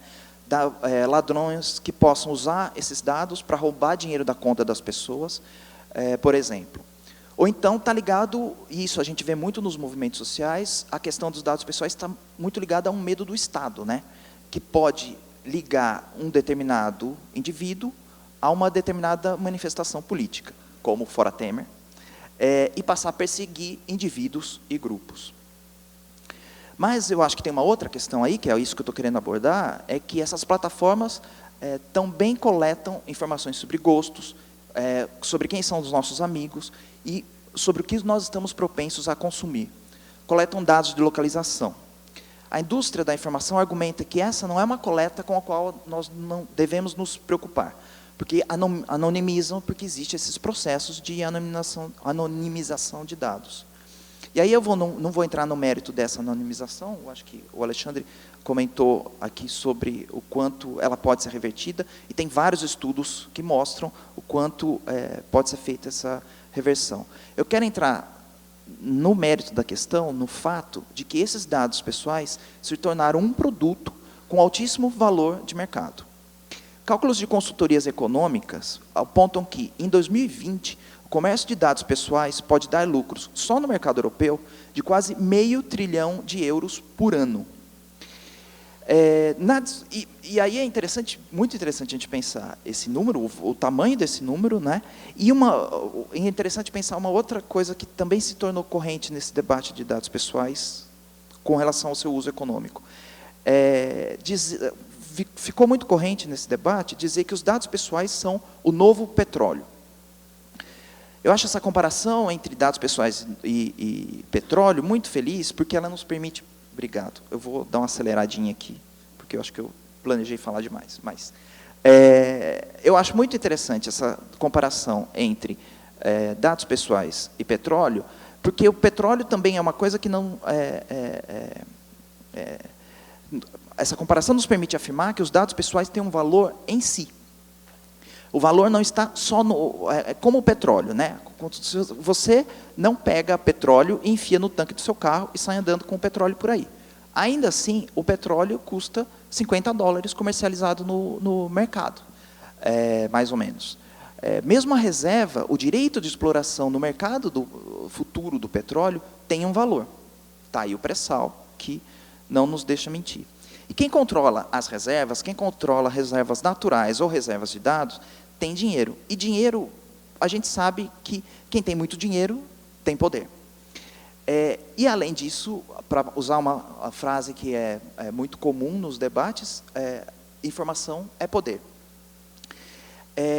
E acho que é uma questão essencial que o Big Data nos coloca, e nos coloca essa questão não só para o momento presente, e aí eu concordo com o Andrei, quando ele fala em pensar leis, não só...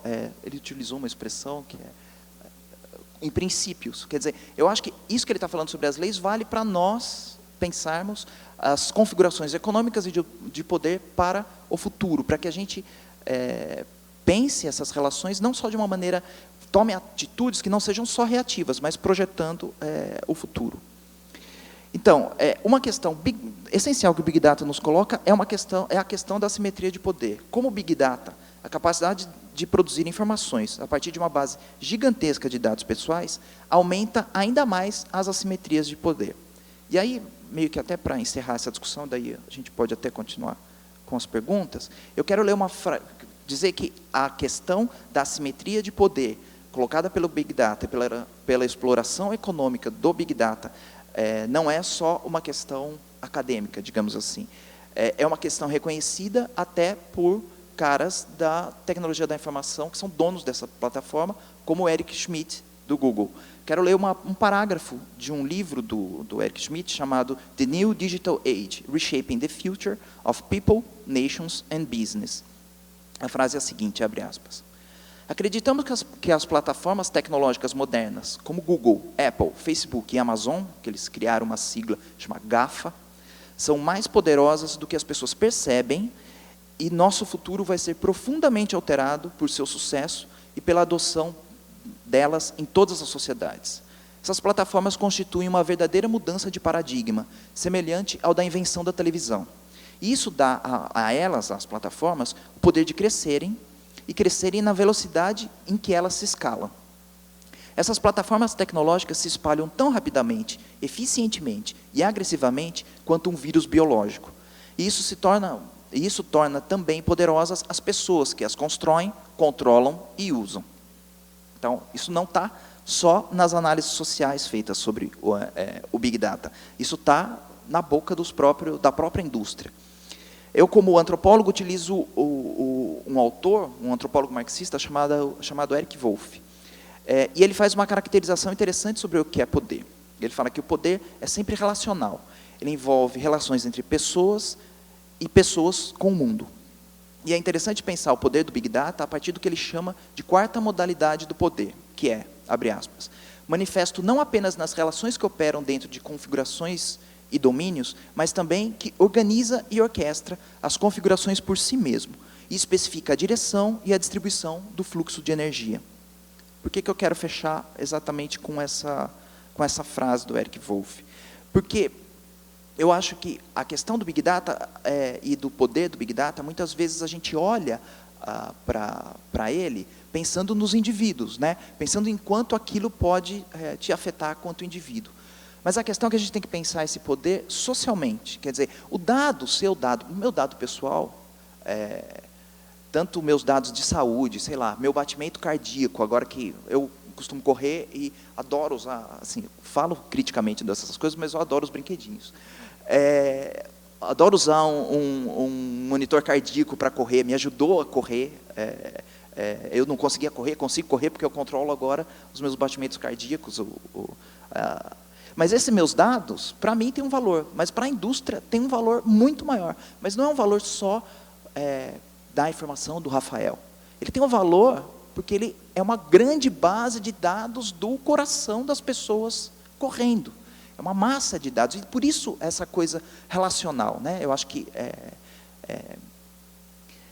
perceber o quanto não é só o indivíduo com relação à empresa, é a sociedade com relação a quem controla essas bases de dados.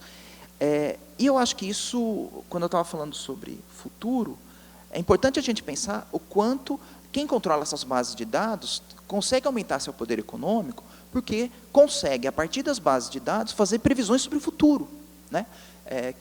Identificar muito antes do que todo mundo tendências e explorar no mercado, e aí, de novo, continuar aumentando o seu poder econômico. Então, eu acho que isso são questões, vou encerrar por aqui, desculpem ter falado demais, mas eu acho que são questões importantes que vão além de todo acho que as questões jurídicas são importantíssimas, o debate jurídico, as leis que nós vamos fazer agora são importantíssimas, mas o diagnóstico das consequências sociais das tecnologias são importantes socialmente para a gente pensar a distribuição de poder no futuro.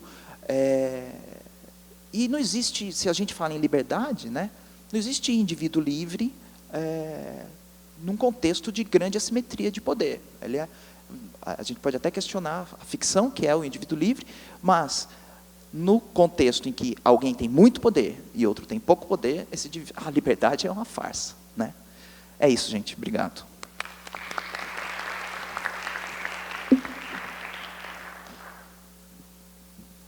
Obrigado, Rafael, particularmente por suas generosas palavras iniciais. E então nós vamos passar aqui para a fase de discussão, que eu vou abrir para o plenário, né? Mas pegando um gancho aqui no Rafael, no que ele acaba de falar, que, de fato, nós temos tido um debate não só sobre o problema de Big Data, mas os problemas outros provocados pela digitalização da sociedade, pela redes, tudo, né, internet, tudo isso, um debate muito centrado na questão, num debate jurídico, né, numa organização jurídica, e do qual estão ausentes, de fato, outros ramos de conhecimento, principalmente os ramos sociológicos ou a economia política, né? Economia política, particularmente, o meu campo de conhecimento, que são aqueles campos que não só discutem mais a questão do poder, né, como também a questão da transformação, né? Que sociedade nós nos encontramos e se é possível, se é desejável, e sendo possível e sendo desejável, que sociedade a gente quer construir, né? A gente tende a naturalizar certas questões. Eu, que sou carioca, costumo falar para os meus alunos, vocês acham que isso é tão natural quanto o pão de açúcar, né? E, na verdade, não é tão natural quanto o pão de açúcar, como também não é tão natural quanto a catareira, que é a serra aqui de São Paulo, né? São construções sociais. Enquanto construções sociais, os roteiros são moldados pela sociedade e, particularmente, pelas disputas político-econômicas que se dão na sociedade. E hoje estamos aqui com um problema, com um big problema, porque eu não vou falar muito, porque eu quero ouvir a plateia certamente tem interesses, tem muitas questões a perguntar, né? Mas a gente está tendendo a uma sociedade natural, em que, se eu quiser daqui a pouco comprar um colarzinho para ver meus batimentos cardíacos, né, esse colarzinho estará com um software, e esse software e o vendedor e a marca, a empresa vai dizer: eu só vendo o colarzinho para você se você consentir que os seus dados sejam capturados em algum lugar. E aí, porque hoje é o que já acontece na internet. Eu quero ter acesso a um serviço, mas eu só tenho acesso a esse serviço se eu consentir que os meus dados sejam capturados em algum lugar. Então, o tal consentimento me parece um consentimento assim compulsório, me permitam o oxímoron, né? E acho que esta é uma questão que precisa ser melhor discutida, né? Até que ponto é aceitável ou até que ponto, então, eu preciso construir alternativas em que eu possa dizer, não, eu vou usar o serviço, mas eu não vou consentir meu uso de dados. E essa é uma discussão que está apenas começando. Eu passo a palavra para o plenário, que tem certamente muito o que Meu nome é Carlos questionar Gabaldo. aqui aos nossos debatedores. Meu nome é Carlos Gabaldo, sou de São Paulo, trabalho com auditoria, né, e com muita segurança. Eu adorei o seminário. Eu acho que a privacidade e a segurança é baseada na disciplina de quem usa a internet, de quem imputa a informação. Eu sou a favor de você realmente controlar as informações que você fornece, como o LinkedIn, um currículo extraordinário, Facebook, troca de informações com muita bobagem e tal. O problema maior que eu vejo é o que aquela pesquisadora falou, que eu vejo na minha área profissional, é as informações públicas que você não tem controle. Hoje é sabido, a Receita Federal ela dá informação de sócios de empresa, que dá para você amarrar com o LinkedIn, saber realmente detalhes da vida pessoal de um cliente até. Então, eu acho que o maior problema é esse. Agora, com muita disciplina, você consegue realmente manter uma certa segurança e privacidade. Até eu sou a favor do que ele falou, manter uma cultura verdadeiramente de informação à população de como usar corretamente as redes sociais. É sabido também que já tem muito crime, não é só pedofilia, não. Tem extorsão, já vi, tem sequestro de redes que realmente estão sabendo utilizar informações. Eu tive caso com um cliente meu, com funcionária minha. Então, é grave o que está acontecendo. Eu acredito que daqui a uns 10 anos nós vamos ver muito crime. Pedofilia é o menos que a gente vê. Principalmente com os dados públicos que estão acesso, é o que ela falou, eu ouvi do TSE. A Receita Federal está dando informações bem detalhadas. Então, eu acho que é uma coisa para se pensar, né? Obrigado. E disciplina, indisciplina, está relacionada ao ódio e ao vício também, né? Quem é de São Paulo sabe que o pessoal está totalmente viciado no smartphone. Né? Você pega o metrô lá, é uma pessoa que está sem ele na mão. Então, é um vício. E tem que ter disciplina para usar as redes sociais.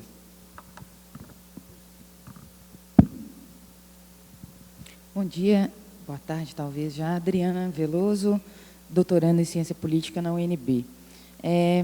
Eu vou fazer uma breve contextualização e depois eu jogo a pergunta para os integrantes da mesa. Recentemente, o Sérgio Amadeu publicou um artigo em que ele coloca essa comercialização de dados pessoais como uma economia da intrusão. E desde das revelações do Edward Snowden, a gente também sabe que você, estando na internet ou não estando na internet, você está correndo o risco de ser vigiado. Ou seja, o vigilantismo ele ocorre tanto por parte das corporações para a venda dos seus dados, como por parte dos governos. Então, dito isso, eu acho que o sentimento de irrelevância é a única coisa que nos protege atualmente. E aí, a minha pergunta a vocês é a seguinte: considerando a privacidade como um direito fundamental, assim como a liberdade, a igualdade, o que significa para o futuro das democracias o fim da privacidade? Olá, bom dia, sou o Gésio Passos. Eu queria, na verdade, tentar levantar uma questão para vocês refletirem, sim, não sei. Eu estava pensando que esse conceito que vem surgindo de internet das coisas, como você relaciona eles a essa questão dos dados? Porque eu tenho a impressão que esse conceito que vai se difundindo, ele é uma máscara para legitimar a coleta de dados dentro da população, enfim. Você cria um conceito que para a indústria para ter uma aceitação industrial para a massa da população, e aí a indústria consegue legitimar a aceitação que as pessoas têm que oferecer os seus dados pessoais, porque é um novo, a tecnologia, a novidade, a modernidade. Enfim, queria que vocês passassem suas impressões para ver se tem algum sentido, enfim. Bom, parabéns por essa mesa. Estou muito feliz de ter escolhido essa atividade. E eu acho até que nossa era assim, deve ser muito feliz de não ser mais totalmente analógica nem totalmente digital. Acho que é uma experiência única da humanidade o momento que nós estamos vivendo, porque nós somos as duas coisas, e acho que em breve não seremos mais analógicos. Acho que o analógico vai ser um tipo de experiência selvagem, muito cara e protegida, né? Tipo férias analógicas, alguma coisa assim. E eu vejo essa coleta de dados assim muito compulsória mesmo, né? E então acho que é um debate importante como proteger aquilo que nós temos que proteger, mas ao mesmo tempo eu acho que deve ter uma outra frente nesse debate, que é de como acessar as informações que estão sendo colhidas. Eu acho que elas deveria ser direito da sociedade ter acesso a todo tipo de informação que é coletada e que é processada, porque ela já está sendo usada. Eu tenho uma amiga jornalista que vem dos tempos da ditadura, muito consciente, mas basta aparecer um joguinho, se você tem o olho oblíquo ou redondinho, acesse aqui para saber a sua personalidade. Ela entra e ali a primeira pergunta é: você permite que acessemos os seus dados? E para isso também campanhas assistencialistas também sempre estão pedindo. Então eu acho que, além das plataformas que foram analisadas, há uma série de truques para colher que é muito difícil a gente se proteger disso. Mas a minha pergunta é sobre essa outra frente que eu acho que nós deveríamos debater. O nosso direito também está na outra ponta do Big Data.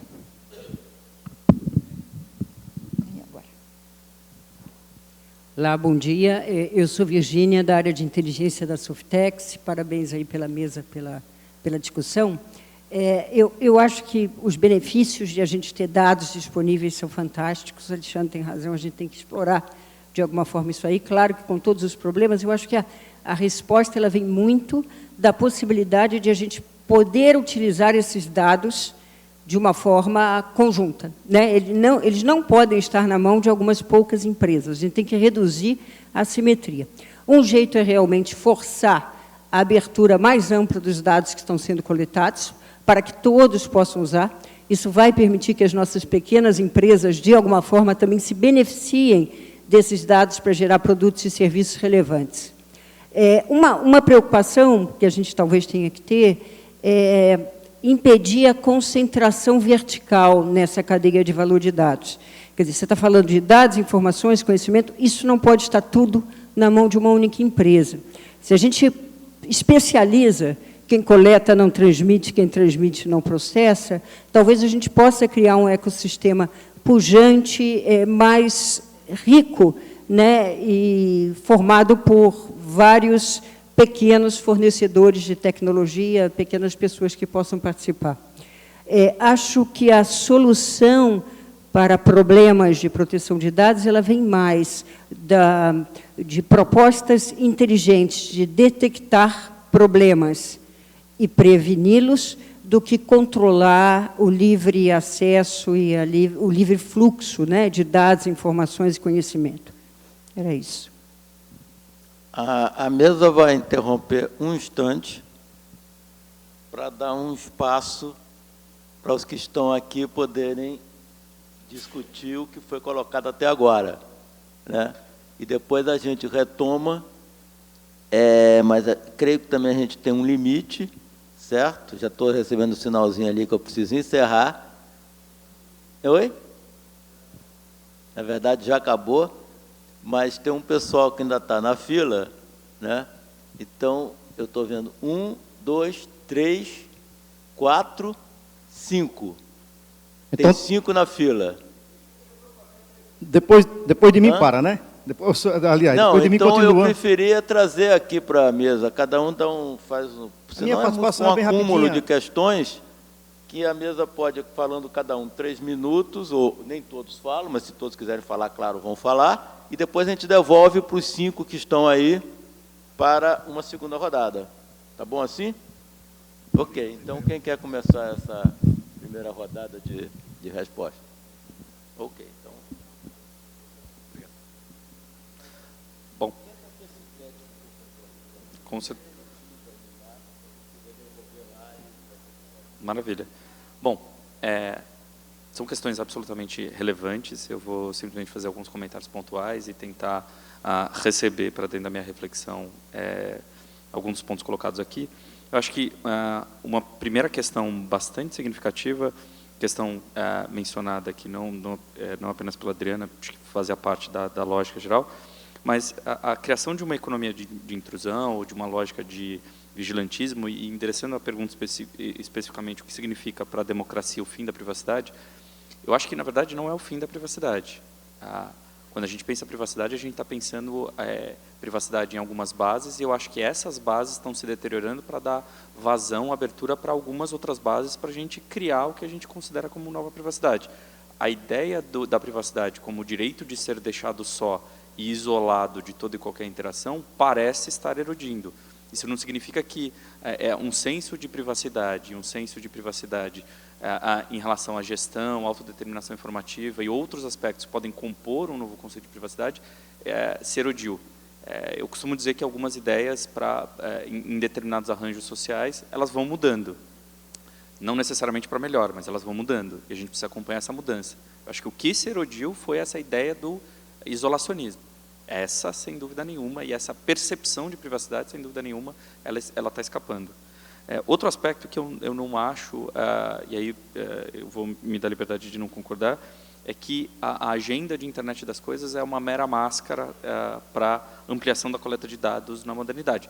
Eu digo isso porque a internet das coisas, na verdade, é uma agenda que não é nova, é uma agenda antiga, que já tinha ali na lógica de sensores antigamente, o código de barra estava muito associado a uma agenda de internet das coisas, e era uma tecnologia antiga. A diferença é que agora a gente está migrando para novas tecnologias, e essas novas tecnologias trazem um outro tipo de escopo de preocupações. Por exemplo, a nossa roupa, até pouco tempo atrás, não era um meio de coleta de dados. E hoje a gente tem vários exemplos de que a nossa roupa pode ser um meio de coleta de dados. Um exemplo aqui de, por exemplo, roupas que podem permitir você coletar dados da sua corrida.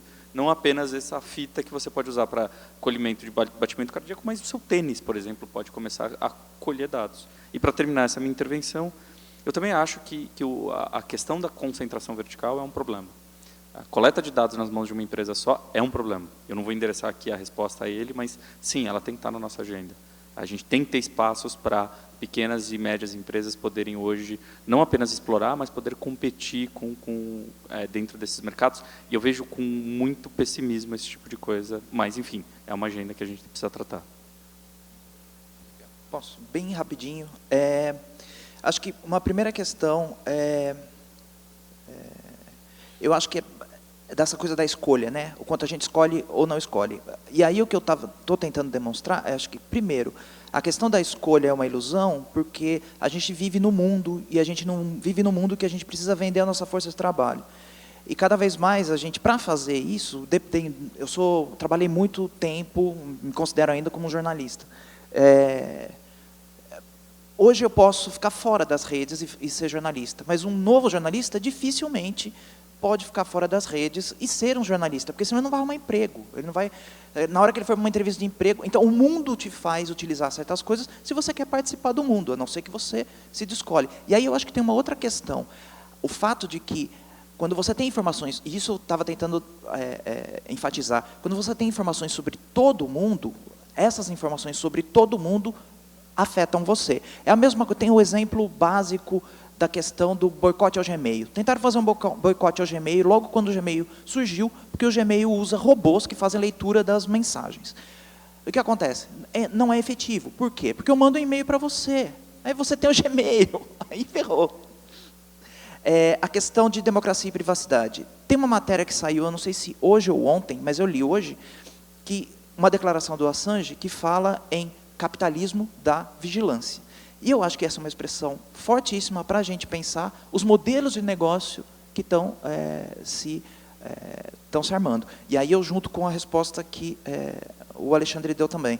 Eu acho que mais do que a internet das coisas ser uma agenda ou não, a internet das coisas se é impulsionada por um modelo de negócio. E o modelo de negócio é o do capitalismo da vigilância, e é esse capitalismo da vigilância que a gente precisa pensar hoje. E aí eu concordo completamente com as ideias de fragmentação dessas bases de dados. E isso é outra coisa que eu tentei demonstrar. O fato de que você tem bases de dados integradas é o que potencializa a exploração econômica muito mais forte disso. E aí, só para não parecer, como eu falei, fora Temer, não ao golpe, essas coisas, parecer que não é um discurso militante, que tem a ver com a minha posição política, não. Eu acho que a gente precisa pensar essas coisas, como o Alexandre falou que é pessimista. A gente precisa pensar essas coisas se a gente tanto faz, se a gente é anticapitalista, se a gente é a favor de um capitalismo regulado, ou se a gente é supercapitalista e a favor de um capitalismo acelerado. Por quê?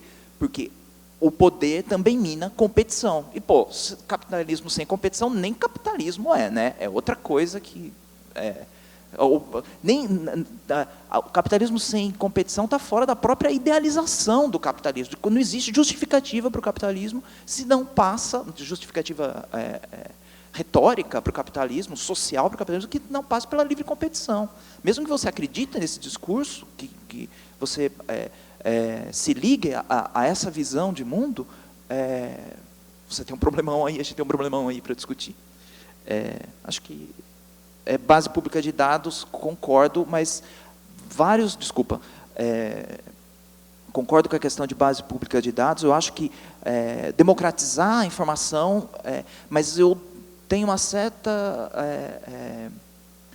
eu acho que só isso não vai resolver. A gente vai precisar pensar outras coisas em conjunto. É isso, obrigado. Bom, muito rapidamente, não sei se eu vou conseguir dar conta de tudo, mas alguns pensamentos, né? Eu tenho a impressão de que, e concordando bastante com o que o Rafael já disse, mas trazendo a discussão para um outro aspecto, eu tenho a impressão de que esses desafios de equilíbrio de direitos, que se diz, de direitos fundamentais, então você tem o acesso à informação por um lado, a privacidade por outro, eles tinham uma cara até determinado momento, e uma cara que, inclusive, dificultou o avanço de uma lei de acesso à informação no Brasil até 2011, se eu não me engano, e a exigência de uma mobilização grande em favor dessa lei e de mais transparência por parte do Estado, que está mudando. E isso traz muitos desafios, assim como essa migração dos serviços públicos para o meio digital, traz muitos desafios que não são só do direito, mas são desafios sociais de modo geral. Por que eu digo isso? Porque existem várias formas de uso de dados, e aí dialogando um pouco com o que a Rita dizia, de exigir que seja possível acessar essas informações de uma maneira ampla. Existem vários usos que poderiam se dar dessas informações, mas que começam a atingir começam a gerar algumas dificuldades. Por exemplo, isso, você tem divulgação de informações que apareciam inofensivas e que agora elas podem ser combinadas e gerar uma série de outros problemas, e pode chegar até alguém na sua casa, batendo na sua casa em algum momento, fazendo uma ameaça, desde isso até o controle populacional de forma mais ampla, e uma série de questões relacionadas a privação do acesso a certos serviços ou diferenciação de preços, e etc. nesse sentido, e um pouco da minha fala era um pouco por aí, eu acho que é fundamental a gente pensar o tipo de sociedade que a gente quer construir e se preparar, porque os avanços do mercado vão continuar, a gente não está imune a esses avanços e a gente precisa se preparar em diversos aspectos. Eu acho que em poucas perguntas, em poucas falas, a gente vê que surgem várias ideias que, por acaso, estão bastante em consonância com o que é discutido internacionalmente, pelo menos do que eu tenho conhecimento. Por exemplo, a questão do acesso aos dados, da democratização do acesso a esses dados detidos, inclusive, por agentes privados, a necessidade de impedir a concentração vertical dessa cadeia. Esses são debates que estão bastante vivos no ambiente internacional e eu acho que assim por isso eu digo que é fundamental que a gente continue pensando sobre essas questões. Eu acho que existem soluções inovadoras e que elas não podem ser descartadas, apesar de que eu ainda acho fundamental a existência de uma lei de proteção de dados pessoais que determine procedimentos claros, além dos princípios, que determine procedimentos claros e que tenha uma autoridade garantidora independente com capacidade de intervir nesses espaços mais obscuros, como eu disse. Um exemplo de uma solução que me parece interessante e que está sendo discutida no Reino Unido é a criação de um marco ético para o uso de ciência de dados. Eles estão chamando um Data Science Ethical Framework. Eles estão discutindo isso para o setor público, então seria uma espécie de marco ético que serviria como guia no uso de dados por parte do setor público, no uso de grandes volumes de dados por parte do setor público. Isso é algo que talvez a gente precise começar a pensar e que realmente poderia chegar a detalhar certos procedimentos. Existe um vazio que ele vai não só nesses âmbitos mais superiores, digamos assim, nível federal, etc., mas se a gente vai para os municípios, existe uma grande dúvida sobre o que acontece, né? Esses dias a gente estava numa outra pesquisa que a gente está fazendo, olhando as políticas de tecnologia da informação de alguns pequenos municípios do interior de São Paulo e chegamos a encontrar uma política que ela vinha com o logo de uma empresa que foi quem escreveu aquela política. Então, assim, existem muitos desafios, acho que é importante a gente olhar para isso e continuar pensando nessas ideias inovadoras, porque é um ponto que não tem solução, nenhum país chegou a uma solução ainda, me parece, né? A gente está aqui num debate bastante avançado. Só uma questão sobre o fim da privacidade, ou o não fim da privacidade, o novo caráter, talvez, da privacidade. Eu gosto muito de algumas pessoas que têm trazido uma noção de privacidade como um direito coletivo, mais do que como um direito individual de não ser incomodado, né?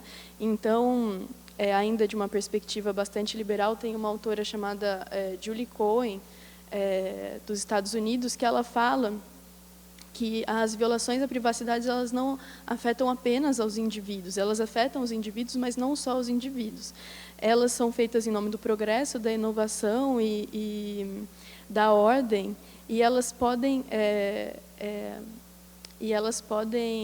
colocar em risco a continuidade da vitalidade política e intelectual de uma cultura, de toda uma cultura, né? Então, violações à privacidade, a gente não diz mais violações ao indivíduo, mas a gente pensa em toda uma sociedade e um modelo de sociedade que é colocado em risco, independente das ideologias, como dizia o Rafael anteriormente. Bom, debate muito instrutivo, aqui a cabeça fica 1000 por hora e até revendo vários conceitos que eu já estudei há um tempo atrás. Bom, vou ser breve para não... Imagino que todo mundo está com fome.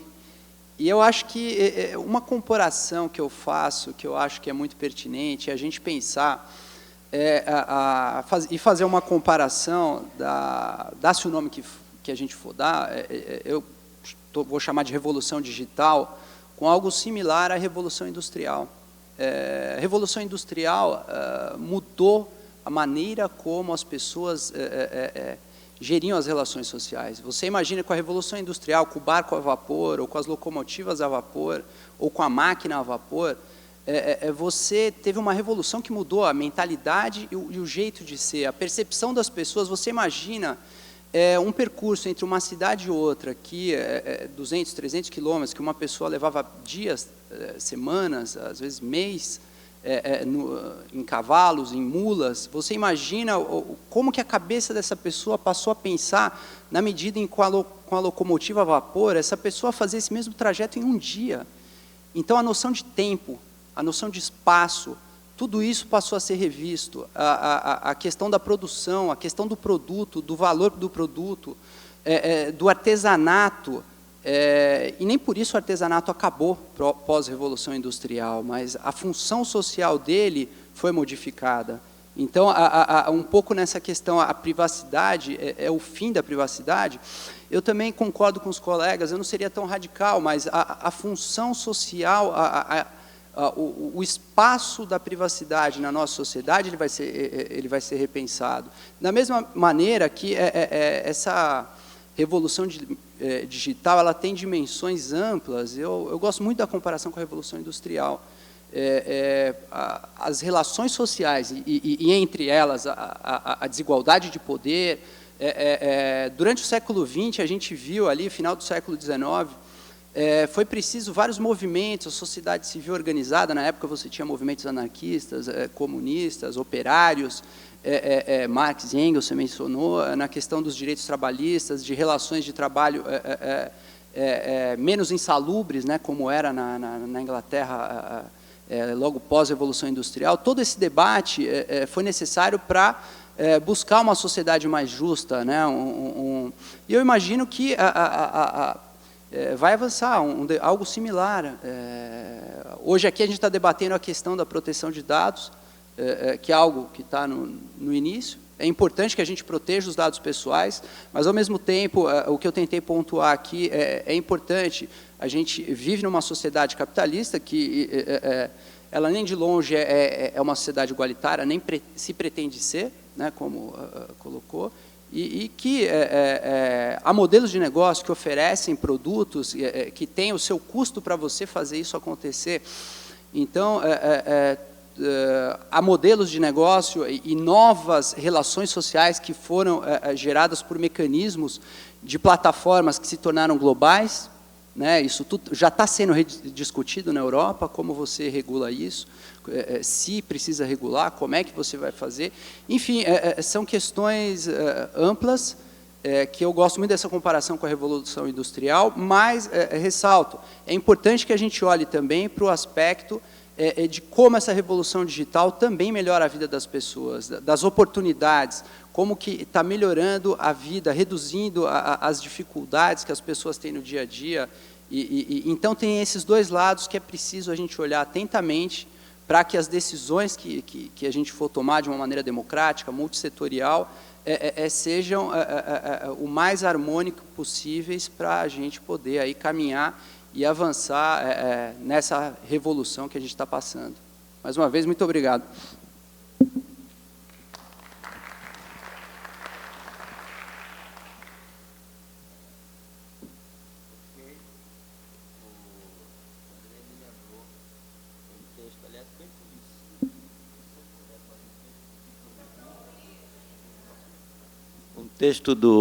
Você me lembrou um texto do Victor Hugo, famoso autor francês do século XIX, né, em que ele exatamente comenta a estupefacção dele ao olhar a natureza passando pela janela de um vagão de trem.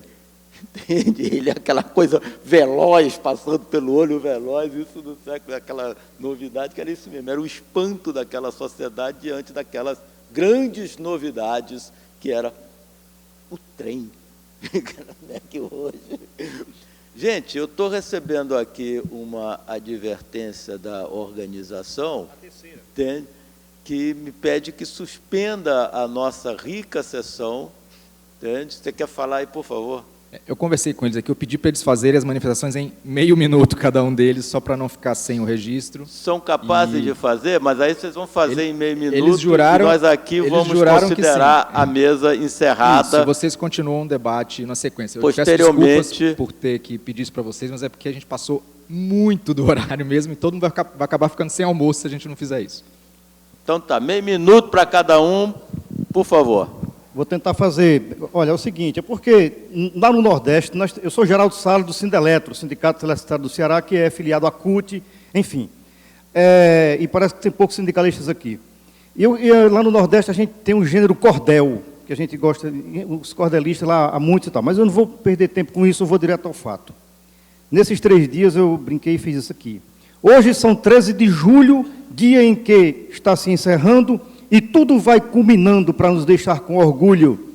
Esse governo do esbulho não pode ter longa vida. Este fórum nos convida a lutar por liberdade, por termos privacidade. Por favor, volta, querida. O 6º fórum nos fala... Obrigado. O 6º fórum nos fala em sustentabilidade. Na rede, neutralidade é o grito que não cala. Temer, que é um grande mala, com sua corja bandida, todinha comprometida com um grande capital, para nos livrar deste mal. Por favor, volta, querida.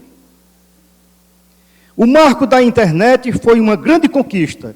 Não deixemos que um golpista venha e meta o canivete, pois a todos nos compete estarmos firmes na lida. A net, tão perseguida, tem que ser arma do povo, que grita e pede de novo. Por favor, volta, querida.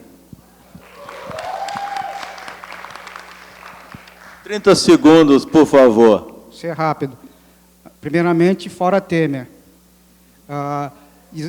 Exatamente por essa colocação, exatamente esse ponto dessa nossa discussão aqui tem diretamente relacionada a isso. Ou seja, como colocou o companheiro da mesa ali, a questão da privacidade hoje está diretamente ligada, está diretamente vinculada à questão do domínio do poder.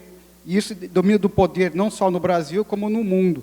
Tanto é verdade que até hoje o Julian Assange está preso, asilado na embaixada, o Edward Snowden também da mesma coisa, e a principal fonte do Julian Assange, o Bradley Manley, também foi torturado, foi quase morto nas prisões, nos cárceres do imperialismo americano. Ou seja, é por isso que a questão da informação é extremamente importante para se colocar em pauta. E também essa questão da jurisdição, da questão jurídica do que é privativo na internet, não é casual, é de propósito. Por exemplo, todos os contratos de privacidade é como se fosse uma bula de remédio, ninguém entende o que está escrito ali. Ou seja, é uma questão de dominação, uma questão ideológica que está aí colocada. Obrigado. Próximo.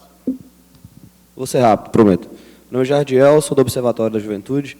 É uma pergunta, mas agora eu vou fazer só uma consideração. Esse grupo, o GAFA, o Google, Facebook, a Apple, etc., a Amazon, enfim, esse grupo ele vai crescer muito, vai ganhar muito poder relacional quando a gente expandir a fronteira digital e conectar o próximo bilhão, que a gente tem muitas pessoas a se conectarem e elas vão necessariamente fornecer os dados dela através do consentimento forçado, que foi mencionado aqui.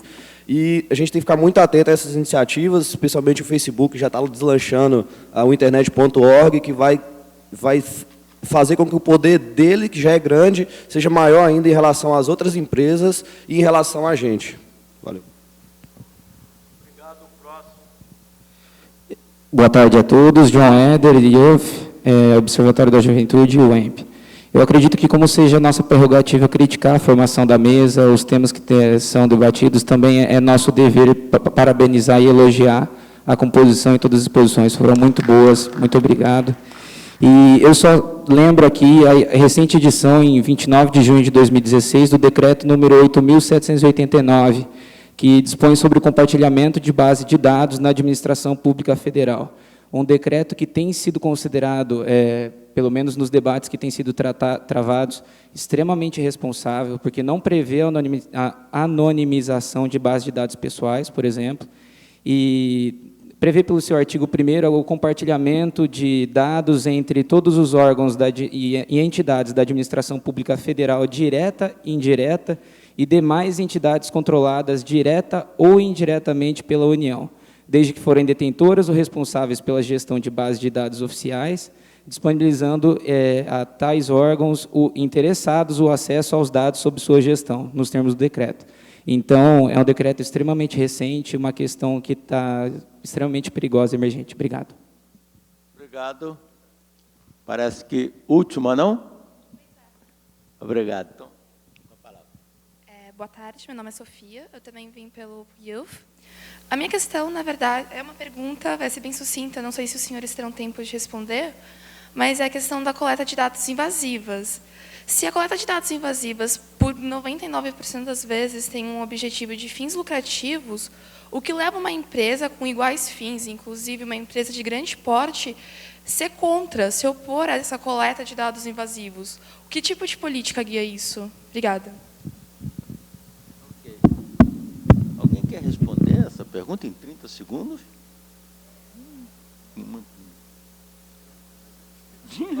30 segundos, mas a mesa o pessoal da mesa está à disposição para uma conversa mais pessoal. A organização está nos pressionando aqui, o almoço está nos aguardando, entende? Eu agradeço muito a presença de vocês, o debate foi riquíssimo, eu particularmente aprendi muito, acho que a plateia aprendeu muito também, é uma questão hoje absolutamente central para a democracia, para a economia, para o poder, né? E nós precisamos, de fato, aprofundar o nosso conhecimento, que ainda é muito escasso, sobre um ponto que vai ser a marca, entre alguns outros, do século XXI. Nós estamos agora precisando escrever novas narrativas sobre as locomotivas desse século e o espanto que elas nos causam, né, que nós estamos vivendo aqui. Então, boa tarde a todos, muito obrigado pela atenção, muito obrigado.